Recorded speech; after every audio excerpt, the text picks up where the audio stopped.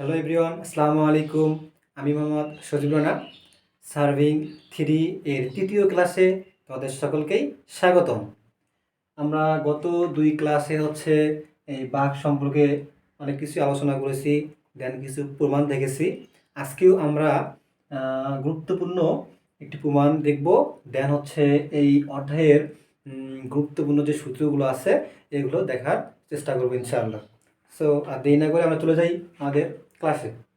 দেখো, তোমরা হয়তো বোর্ডে লক্ষ্য করতে পারছো, আমি একটা বিষয় লিখেছি যে প্রমাণ করো যে বাঁকের ব্যাসার্ধ আর ইকুয়াল 1719 ডিভাইড বাই ডি। এইটা একটা প্রমাণ কি, যে বাঁকের ব্যাসার্ধ আমরা অলওয়েজ জানি যে ব্যাসার্ধকে আর দ্বারা প্রকাশ করা হয়। তাহলে বাঁকের ব্যাসার্ধ আর ইকুয়াল কি 1719 ডিভাইডেড বাই ডি। এই বিষয়টা আমরা আজকে কী করবো, প্রমাণ করব। তাহলে এই বিষয়টা প্রমাণ করার জন্য আমাদের কী লাগবে, এই লক্ষ্য করে একটা বোর্ডে আমি একটা চিত্র দিয়েছি। দেখো, তোমরা লক্ষ্য করতে পারছো, এই চিত্রটার আলোকে আমরা কী করবো, এই বিষয়টা প্রমাণ করব। তোমাদের মনে আছে কিনা জানি না, এই বাঘ বোঝানোর সময় তোমাদেরকে একটা ডিগ্রি অফ কার্ভ নামে একটা বিষয় বোঝাইছিলাম। যে ডিগ্রি অফ কার্ভ কাকে বলা হয়, যে বৃত্তের 30 মিটার যা কেন্দ্রে যত ডিগ্রি কোণ উৎপন্ন করে তাকে কি বলা হয়, ডিগ্রি অফ কার্ভ বলা হয়। এই দেখো, এমন একটা চিত্র দিয়ে তোমাদের দেখাইছিলাম। একটা চিত্রের মধ্যে একটা খণ্ডিত অংশ ছিল, যে এই যে 30 মিটার যা কেন্দ্রে যত ডিগ্রি উৎপন্ন করে তাকে কি বলা হয়, ডিগ্রি অফ কার্ভ বলা হয়। সো এই যে বিষয়টা আছে, এই বিষয়টা নিয়েই মূলত আমরা কি করব, এই প্রমাণটা করব। তো দেখো, আমরা এই চিত্রের আলোকে এটা প্রমাণ করব কিভাবে। দেখো, আমরা একটা বিষয় হয়তো জানি যে পরিধির সূত্র অবশ্যই জানি, যে পরিধিকে কি প্রকাশ করা হয়, পরিধি ইকুয়াল 2πr, তাই কিনা? পরিধি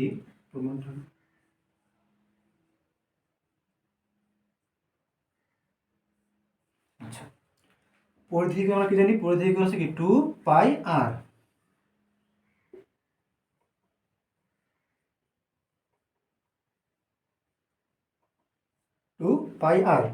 আমরা এটা জানি, তাই না?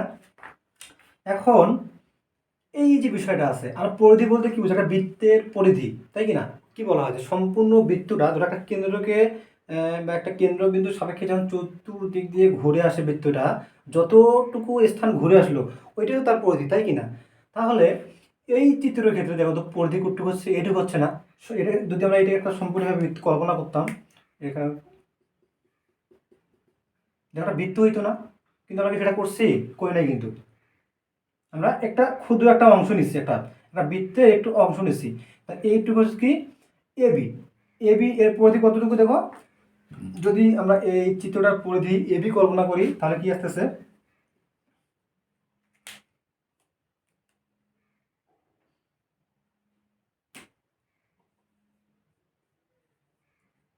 এবি কত মিটার আছে, 30 মিটার। আচ্ছা, আর একটা বিষয়, সেটা পরিধি কি 2πr, তাই না?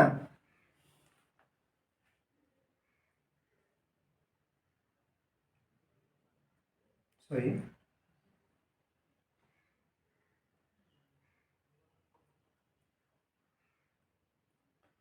তাহলে এইটুকুর পরিধি কি ছিল,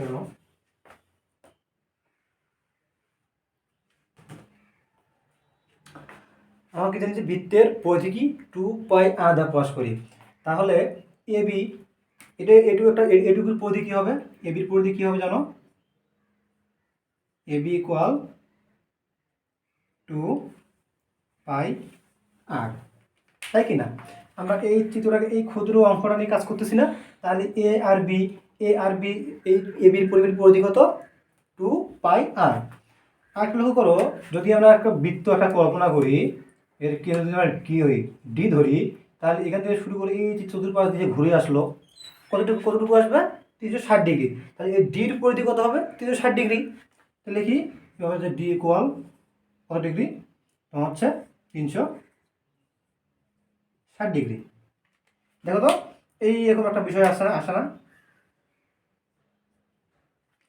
আসি কিনা?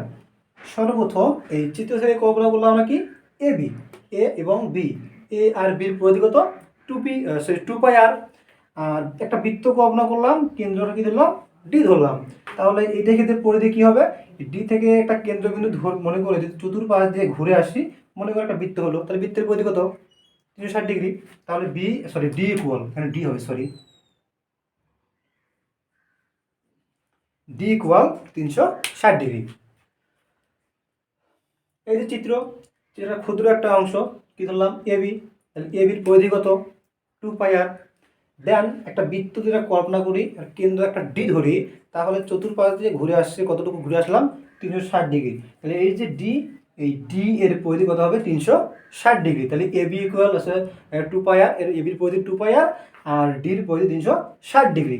এখন এখান থেকে আমরা কি বলছি, যে আর গুণ করি, দেখো আর গুণ করি, তাহলে কি আসতেছে দেখো, ডি 2πr ইকুয়াল এই যে এ বি ইন্টু কত ডিগ্রি, 360 ডিগ্রি। এই যে এবি, এই এবি আর মান জানি না, দাও তো দেওয়া আছে নাকি, এ এবং বির কত দূরত্ব দেওয়া আছে, 30 মিটার। তাহলে লিখি d2πr ইকুয়াল এবি মান কত, 30 মিটার, 30 ইন্টু কত ডিগ্রি, 360 ডিগ্রি।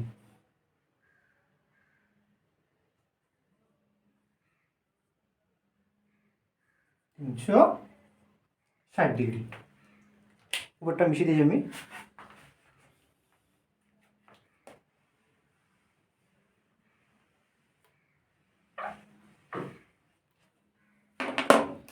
লক্ষ্য করো, ডি 2πr ইকুয়াল উপরটা লিখলাম। এই 360 এবং 30 গুণগুলো আমাদের কত আসছে দেখো, 10,800। আচ্ছা, আমাদের মান বের করতে হবে কি, এই ব্যাসার্ধ। তাহলে এই আরটাই পাশে রেখে বাকি যেগুলো সবগুলো পাশে নিয়ে যাই। তাহলে একটু ডি তোমার হচ্ছে পাই এবং হচ্ছে কি, এটা কি অবস্থা আছে, গুণ অবস্থা আছে, এবার কি গেলে ওই পাশে গেলে কি হবে, ভাগ হবে। তাই দেখি,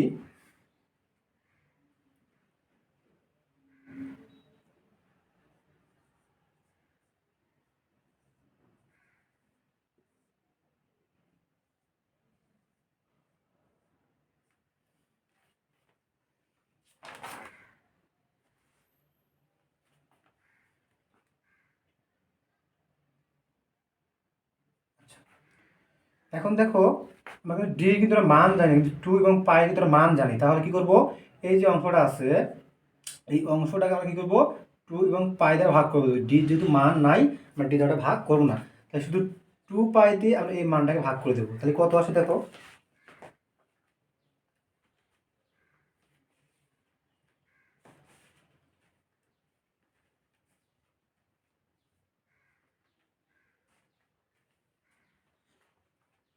কত আসে তোমার হচ্ছে, আর ইকুয়াল আসে হলো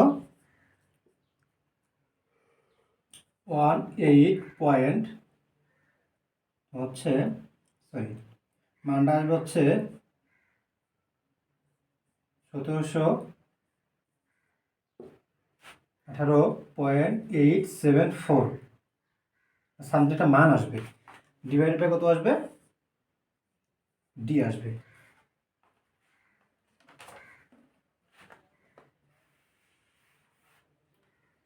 তাহলে দেখো কি আসলো, এই যে পয়েন্টের পরে কত আছে, 874 আছে। এবার এখানে সামনে এক যোগ অনেকটা যোগ করতে পারি, আর ইকুয়াল 1719 ডিভাইড বাই ডি প্রমাণিত।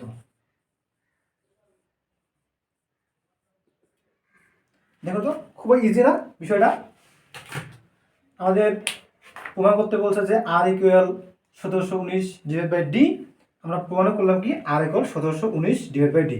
খুবই সিম্পল এবং হচ্ছে মজার একটি প্রমাণ। আশা করছি তোমরা প্রমাণটা বুঝতে পেরেছো। এখন আমরা হচ্ছে এই অধ্যায়ের আমরা অবশ্যই ম্যাথ করব, কিন্তু ম্যাথ করার আগে তোমাদের অবশ্যই কিছু সূত্র জানতে হবে।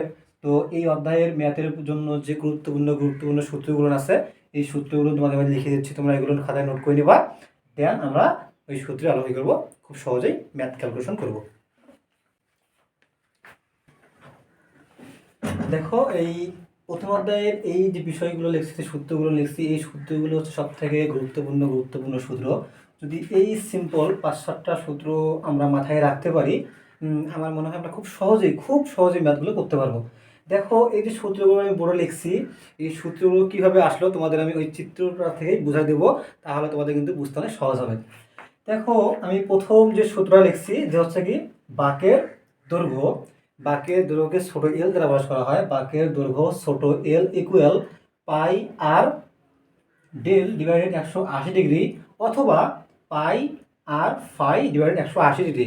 কেননা আমরা আগের প্রমাণগুলোতে পড়ছিলাম যে এই যে প্রতিসরণ কোণ ফাই এবং কেন্দ্রীয় কোণ কেন্দ্রীয় কোণ হচ্ছে কি ডেল, দুইটা কিন্তু সমান। আমরা চাইলে এই যে ডেলও লিখতে পারি, আমরা চাইলে কি লিখতে পারি এই ফাইও লিখতে পারি, ঠিক আছে। এখন দেখো আমরা কি জানি এই আরটা কি, আর হচ্ছে কি ব্যাসার্ধ, আর এটা কি, এটা হচ্ছে কেন্দ্রীয় কোণ নতুবা প্রতিসরণ কোণ। কেন্দ্রীয় কোণ ম্যাথের মধ্যে দেওয়া থাকবে না, সবসময় যে প্রতিসরণ কোণটা দেওয়া থাকবে, সেই জন্য আমরা কি এইটা অ্যাপ্লাই করব। এটাও যা এটা কিন্তু তাই, সব সেম, শুধু এই যে এইটা পার্থক্য আর এটা পার্থক্য, কিন্তু আমরা কিন্তু আগে প্রমাণ করে আসছি যে হচ্ছে ডেল আর হচ্ছে কি তোমার হচ্ছে ফাই কিন্তু সমান। দেন দ্বিতীয় যে সূত্রটা আছে যে স্পর্শক দৈর্ঘ্য টি ইকুয়াল দেওয়া আছে আর tan ফাই ভাগ 2, এটা হচ্ছে সূত্র। এখন তোমাদের মনে রাখতে হবে যে হচ্ছে যখন তোমাদেরকে কোশ্চেন যখন বলবে যে হচ্ছে স্পর্শক দৈর্ঘ্য নির্ণয় করো, তোমরা যদি চিত্রের মধ্যে স্পর্শক দৈর্ঘ্য কোনটা এটা যদি বুঝতে না পারো, তাহলে কেমনে বুঝবা বা কেমনে ক্যালকুলেশন করবা। দেখো তোমাদের বলছিলাম চিত্রের মধ্যে যে এখানে দুইটি স্পর্শক দৈর্ঘ্য থাকবে, এটা একটা স্পর্শক দৈর্ঘ্য, এইটা একটা স্পর্শক দৈর্ঘ্য। কেননা আমরা এটা একটা হচ্ছে স্পর্শক বিন্দু কল্পনা করছিলাম, এখানে একটা স্পর্শক বিন্দু কল্পনা করছিলাম। স্পর্শক বিন্দু থেকে যে রেখাটা উৎপন্ন হলো সেটা স্পর্শক রেখা, আবার দ্বিতীয় স্পর্শক থেকে যে রেখাটা উৎপন্ন হলো বা তৈরি হলো সেটা কি দ্বিতীয় স্পর্শক রেখা। তা তোমরা বুঝতে পারছো যে স্পর্শক রেখাটা কি, স্পর্শক রেখা হচ্ছে এইটা, আর স্পর্শক রেখা কি দিয়ে প্রকাশ করা হয়, টি দিয়ে প্রকাশ করা হয়। স্পর্শক দৈর্ঘ্য টি ইকুয়াল আর tan ফাই ভাগ 2, এই যে আর হচ্ছে কি এই যে আর বাঁকের ব্যাসার্ধ, হ্যাঁ ট্যান তো ট্যান এই ফাই মানে কি, এটা হচ্ছে কি ডেল মানে কি ফাই, কেননা আমরা ডেলের জায়গায় এখানে ফাই ইউজ করবো। তোমাদের ম্যাথের মধ্যে এই এখানকার ফাই কোণের মান অনেক সময় দেওয়া থাকবে, নতুবা তোমার হচ্ছে এই কোণের মান দেওয়া থাকবে। যদি এই কোণের মান দেওয়া থাকে আমরা 180, আমরা জানি 1 সরল করে 180 ডিগ্রি, দেখো এ এফ জি একটা সরল রেখা, 1 সরল করে 180 ডিগ্রি, 180 ডিগ্রি থেকে যদি আমরা এই যে স্পর্শক যে কোণটা আছে স্পর্শক কোণটা যদি মাইনাস করি, তাহলে আমরা প্রতিসরণ কোণ পেয়ে যাব। আর প্রতিসরণ কোণ মানে কি এই ডেলের মান, কারণ ডেল এবং প্রতিসরণ কোণ দুইটাই সমান, ঠিক আছে। দেন তৃতীয় যে সূত্রটা আছে কি আছে যে দীর্ঘ জ্যা এর দৈর্ঘ্য এল ইকুয়াল 2 আর সাইন ফাই ভাগ 2। এখন তোমরা যদি আইডেন্টিফাই করতে না পারো যে হচ্ছে এই চিত্রের মাঝে দীর্ঘ জ্যা কোনটা, তাহলে কি তোমরা বুঝতে পারবা যে কোনটা আমাদের ক্যালকুলেশন করতে হবে। তাহলে দেখো তোমাদের ফার্স্ট ক্লাস যখন চিত্রে বুঝাইছিলাম তোমাদের কথা বলছিলাম যে চিত্রের কোনটা কি কি অংশ, ঠিক তেমনি আজকে বলছে দেখো দীর্ঘ জ্যা মানে হচ্ছে এই যে এইটা হচ্ছে কি দীর্ঘ জ্যা, ঠিক আছে, এটা হচ্ছে কি দীর্ঘ জ্যা। এখন লক্ষ্য করো আরেকটা সূত্র কি আছে যে হচ্ছে বাঁকের ব্যাসার্ধ আর ইকুয়াল 1719 ডি। তোমাদের মনে আছে কি জানি না, আমরা কিন্তু এই যে সূত্রটা আমরা প্রমাণ করছিলাম, তাই কি না। তাহলে আর ইকুয়াল হচ্ছে কি 1719 ডিভাইড বাই ডি। এই সূত্রটা কখন অ্যাপ্লাই হবে, যখন তোমাদের ওই ম্যাথের মধ্যে বলে দেবে যে হচ্ছে 30 মিটার শিকল দ্বারা কি করো পরিমাপ করো, যখন উল্লেখ থাকবে যে 30 মিটার শিকল দ্বারা পরিমাপ করো, তখন আমরা এইটা সূত্র প্রমাণ করবো। আর যখন বলবে যে 20 মিটার শিকল দ্বারা প্রমাণ করো, তখন আমরা আর ইকুয়াল এটা ইউজ করবো, ঠিক আছে। কিন্তু সব থেকে বেশি ভালো হবে যে সেটা হচ্ছে কি আর ইকুয়াল 360 গুণন এবি ডিভাইড বাই কি ডি। যদি আমরা এই যে সূত্রটা আছে এই সূত্রটা যদি আমরা অ্যাপ্লাই করে ব্যাসার্ধ নির্ণয় করি, তাহলে আমাদের সব থেকে নির্ভুল একটা মান বের হবে। তাহলে কি এবিটা কি, আমরা এবি কি বুঝবো, এবি দেওয়াই থাকবে, কিন্তু এই যে এবি মানে কি কত মিটার শিকল, এবি ইকুয়াল কি যত মিটার শিকলের কথা বলবে, যত মিটার শিকল, ঠিক আছে, আমরা বুঝতে পারবো। আর ডিটা কি ডির মান দেওয়াই থাকবে, তাহলে এটার মান দেওয়া থাকবে, এটার মান দেওয়া থাকবে, এটার মান এটা 360 ডিগ্রি থাকবেই, তাহলে তিনটা ক্যালকুলেশন করে আমরা আর মান নির্ণয় করতে পারবো না, ঠিক আছে। সব কিন্তু মনে রাখতে হবে এবি আমরা কোনটা ইউজ করবো, যত মিটার শিকলের কথা বলবে আমরা তত মিটার এবির মানটা আমরা কি করবো ইউজ করবো, দেন আর মান নির্ণয় করবো। আর একটা সূত্র আছে, সেটা হচ্ছে বাঁকের গভীরতা। তোমাদের আমি ফার্স্ট ক্লাসে বলছিলাম এই চিত্রের মধ্যে যে বাঁকের গভীরতা কোনটা। বাঁকের গভীরতা কোনটা, দেখো এই চিত্রের মধ্যে বাঁকের গভীরতা হচ্ছে এফ এবং সি। এই যে অংশটুকু আছে, এই অংশটুকু হচ্ছে কি বাঁকের গভীরতা। বাঁকের গভীরতাকে কী দিয়ে প্রকাশ করা হয়? বাঁকের গভীরতা আমাদের চিত্র অনুযায়ী আমাদের এফসি, এফসি ইকুয়াল কি আর সেক ফাই ভাগ 2 - 1, এইটাই আমার সূত্র। যদি আমরা এই সূত্রটা না জানি এবং বাঁকের গভীরতা কোনটুকু ওইটুকু যদি বুঝতে না পারি, তাহলে কিন্তু আমরা ম্যাথটা করতে পারবো না। তাহলে বুঝতে হবে চিত্র অনুযায়ী যে হচ্ছে কোন অংশটা কি নাম, ঠিক আছে? আর তো বুঝতে পারতেছি। আর হচ্ছে ব্যাসার্ধ। ব্যাসার্ধ প্রথমে আমরা নির্ণয় করে নেব। এই ব্যাসার্ধ প্রত্যেকটা ক্ষেত্রে ব্যবহার করবো। দেখো তোমরা যখনই ম্যাথ করো না কেন, যে ম্যাথটাই করো না কেন এই অধ্যায়ের, তোমাদের কিন্তু এই আর এর মানটা বের করে দিতে হবে। কেন নয়, দেখো প্রত্যেকটা ক্ষেত্রে মানে প্রত্যেকটা মানে কিন্তু আর লাগতেছে। দেখো এখানেও আর লাগতেছে, বাঁকের দৈর্ঘ্য নির্ণয় করতে আর লাগতেছে, স্পর্শক দৈর্ঘ্য নির্ণয় করতে আর লাগতেছে, তারপর হচ্ছে দীর্ঘ যা এর দৈর্ঘ্য নির্ণয় করতে আর লাগতেছে, হ্যাঁ, তারপর হচ্ছে বাঁকের গভীরতা নির্ণয় করতে কি লাগতেছে, আর লাগতেছে, মানে আর লাগবেই। সেজন্য সর্বপ্রথম ম্যাথ ক্যালকুলেশন করার সময় তোমরা দেখবা আমরা আগে আর এর মানটা নির্ণয় করে নেবো। কিন্তু আর একটা সূত্র আছে, সেটা হচ্ছে ভার সাইন। তাহলে চিত্রের মধ্যে বুঝতে হবে ভার সাইন কতটুকু। এই যে বিষয়টা, এই এখান থেকে এইটা হচ্ছে কি ভার সাইন, এটা হচ্ছে কি বাঁকের ভার সাইন। ভার সাইনকে আমরা চিত্রের মধ্যে কি দ্বারা প্রকাশ করছি, সি এবং ই, যে অংশটুকু এসছে ভার সাইন। সেম দেখলাম যে সি ই অথবা ই সি ইকুয়াল আর ইন্টু 1 - cos 5/2। তাহলে আর তোমরা জানি এই যে বাঁকের ব্যাসার্ধ। তাহলে এই যে সূত্রকটা আছে, এই সূত্রকটা আমাদের কী করতে হবে, সুন্দর মতো কি বুঝতে হবে, দেন এগুলো মাথার মধ্যে আমাদের রাখতে হবে। কেন নয়, আমরা এই সূত্রগুলো যদি মাথার মধ্যে না রাখি তাহলে কিন্তু আমরা খুব সহজেই চাইলেও ম্যাথটা করতে পারবো না। আর যদি এই সিম্পল একটা বিষয় দেখো, অনেক সুন্দর করে তোমাদের বুঝাইলাম, তোমরা যদি এই বিষয়টা যদি মাথায় নিতে পারো, দেখবা যে প্রত্যেকটা ম্যাথ তোমার কাছে এই অধ্যায়ের অনেক ইজি মনে হবে, অনেক ইজি। শুধু এই অধ্যায়ই না, তুমি এর পরে যে দুটো অধ্যায় আমরা বলবো সেই অধ্যায় কিন্তু এই জিনিসগুলো কাজে লাগবে আমাদের, মানে এইগুলোর সাপেক্ষে অল্প একটু যোগ হবে। তাহলে দেখো তোমাকে এই বিষয়টা সুন্দর করে বুঝতে পারো, তাহলে তোমার 3টে অধ্যায় কিন্তু ম্যাথ তোমরা খুব সহজে ক্লিয়ার করতে পারবা বা করতে পারবা। তাহলে এই ছিল এই অধ্যায়ের গুরুত্বপূর্ণ কিছু সূত্র। তোমাদের হচ্ছে এই চিত্রের মাধ্যমে বোঝানোর ট্রাই করলাম। আশা করি তোমরা খুব সুন্দর বিষয়গুলো বুঝতে পারছো। তো এই হচ্ছে আমাদের আজকের ক্লাসের টপিকস। ধন্যবাদ। আসসালামু আলাইকুম।